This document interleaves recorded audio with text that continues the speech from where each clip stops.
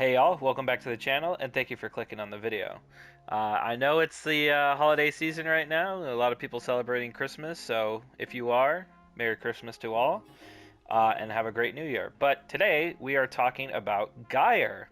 Now I've actually made a Gyre video pretty recently, but I just finished getting some more purple shards and I wanted to showcase a build video on it. The first thing you're going to notice is, why do you still have her 1 on? Why are you not using Pillage?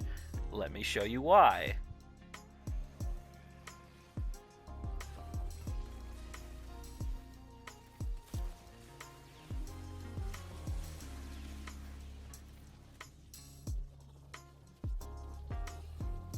As you can see, we've got Cordon. Nautilus is the best grouper in the game currently, in my opinion. You can constantly reset it when you're applying status effects thanks to Manifold Bond. So, you know, don't worry about pillage armor stripping. You can literally do it for free almost instantly with Phantasma or your preferred weapon. It doesn't really matter. All you have to do is mod for corrosive, because these green shards will increase your corrosive stacks from any source by 2. And because I have 2 shards, it's by 4, which is all you need to strip armor, like you saw in the intro there. So, everything else about Gyre is the same. We did keep her 1. We've got Roar, because this is a big damage increase for not only her abilities, but her weapons. And we also have, obviously, the main bread and butter, Cathode Grace, and Rotor Swell. We did actually put 3 purple shards. We've got 2 Tau Forge and 1 regular, so this brings it to a total of 40% increase to ability damage on enemies affected by electric, which we've got 3 skills that do that. So let's talk about the build. This is the build I am running for Gyre. It is max range, max strength, and a little bit of duration. The way I like to play Gyre is extremely mobile. I have sprint boost on here. I love to run around and just throw my 1 around, making sure every enemy I come into contact with is getting hit with the 3 and the 4.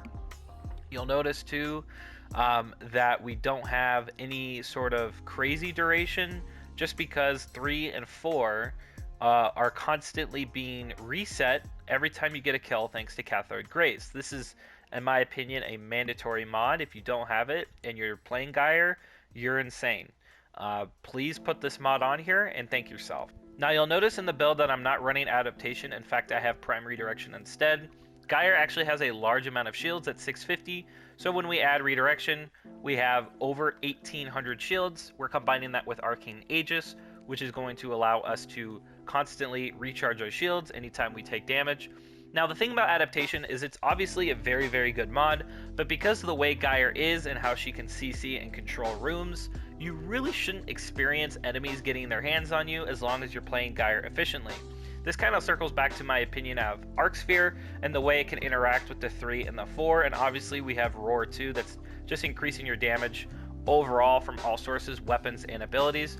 But the thing about Arcsphere is when you throw it down, it's a large area. In fact, with my range, it's at almost 18 meters, just shy, and these enemies really can't get their hands on you just because they're constantly getting shocked with Arcsphere, the electric procs, the Cathode Grace, and Rotor Swell, reapplying that over and over, increasing their duration. It's a really, really good combo. I do have some gameplay I want to show too. Now I've got the enemies unpaused. I'm going to activate my abilities and roar, and I'm just going to kill them. And you'll notice my shields are 2200. They just couldn't do anything. I'll do it again. They really, really can't. So here, they're shooting at me. Oh, Cordon got them. Oops. Oh, they can't do anything. Oh, well, that's unfortunate. How are they gonna shoot me? They can't. They're constantly being CC'd. I'm applying all these debuffs thanks to Phantasma and that the Hellstrom, which is what I'm using with the Cordon. I know his name is Nautilus, but you might as well just call him Cordon. But yeah, these enemies, like, they can't do anything.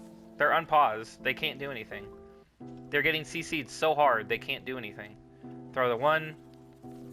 They're shocked, they group up, they're dead. That's it. Now this is the build that I'm running for the Phantasma. Of course, this is my weapon of choice. If you wanted to use something that is your preference, that you like to use to apply a ton of status, by all means. However, we're utilizing the Phantasma just because it's a pure status weapon. It's a shotgun, it has tons of multi-shot. You can apply the corrosive stack in literally a second, and I'll just show it to you right here.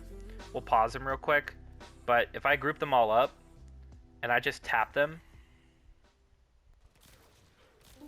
like that. We're already at 9 stacks, tap them again, 12, just like that. Takes no effort at all.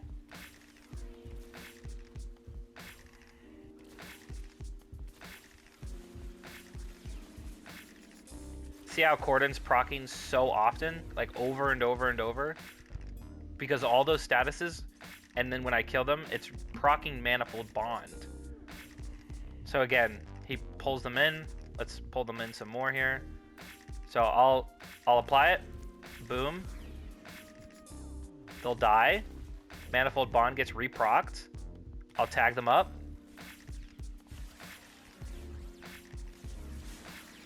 They're dead. Procs again, because they're just dying to all these statuses. It's crazy.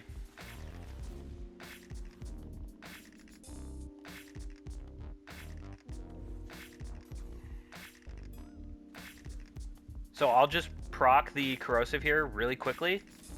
Just like that. They'll die to the statuses, which is going to re-proc Cordon. We kill them. Procs it again. Procs it again. We just procced it like 3 times in 2 seconds. That's how strong the Phantasma is for this build. That's why I recommend using it. Of course, you can use whatever you want, but because of how strong the Phantasma is, with Nautilus, proccing Cordon that often is insane. And that's why you don't need her grouping ability. You don't need Pillage. You can literally just use Cordon, apply all the statuses, proc it over and over and over again, throw the 1, and just slay out. I don't even have my 3rd or 4th ability on yet, and they're dying. Now, of course, you can obviously run a secondary weapon in case you don't want to use a Phantasma or something. This is another really great option, the Grimoire. Now, I have it modded for corrosive. It's super easy to build because it's already innate electric, so you just need 1 source of toxin. But this is the build I'm running. We've got status duration, increased ability duration, which is really nice for Roar and Arcsphere. And then we've got this one, which gives you universal orbs, so energy, which is really nice because as you saw, I'm not running flow on there. The big reason for that is because, again, we are only casting the 2 every once in a while, and the 3 and 4 are constantly maintaining themselves per kill. So the only ability you're really casting is Arcsphere, and it doesn't cost that much energy. So we have 240. Every time we throw it, it's about 40. So you can throw it about 5 or 6 times. If I was actually at max energy, hold on. 1, 2, 3, 4, 5, 6. Just like that. Now, melee weapon, I am using the dual I-Core. I have it modded for gas just because I'm stripping the armor thanks to the Phantasma. But if you don't have a Riven, maybe add another 60/60 mod or a Bane mod, depending on like what faction you're going against. If you want the weighting to play out a certain way, if you want to throw in Prime Pressure Point, totally up to you. But if you don't have a dual I-Core Riven, I highly recommend getting it. It's at a full Riven depth somehow. I'm surprised this thing hasn't been nerfed yet because of how strong it is, but maybe we'll see that coming here soon. And of course, Nautilus, Mr. Cordon himself. This ability is so ridiculous, and when you combine it with Manifold Bond, you're just constantly grouping enemies up like there's no tomorrow. But this is the build that I'm running. Nothing special here. It is 3 Forma, but I mean, if you're not using Nautilus now, you definitely should get on the train because he's probably the best companion in the game at this moment, just because of how strong Cordon is and how grouping is so important. So keep that in mind. Now, I'm using the Hellstorm with Nautilus. I have it modded for heat and viral. These are like micro rockets, really, really strong at applying status. So we've got high status here, high status on the Phantasma. That's why you're seeing the Cordon get primed so often. And because they're micro rockets, they do have AoE, so we do have Prime Firestorm. So keep that in mind. Good amount of fire rate, lots of status, etc. And that brings us to the end of the video. Thank you so much for watching. I hope you enjoyed. Gyre is awesome. She's probably my top 3. She's really cooking right now thanks to the Violet Shard and the fact that you can armor strip for free. You don't need Pillage anymore. You don't need to group with her second skill. You've got Cordon, Mr. Nautilus himself. Try this build out. Roar has been pretty popular on Gyre, but I know a lot of people, like I said, put it over her 1. Don't do that. Her 1 is super good. I'm tired of the smack talk for her 1. I love her 1. This is biased, but I hope you enjoyed the end of the video. Leave a like if you did. Leave a comment what you thought about it. If you disagree, that's fine. But I appreciate you watching. I know it's Christmas. I know a lot of people are spending family time right now, so if you manage to sneak away and catch this video, I thank you. I'll catch you in the next one. Peace out.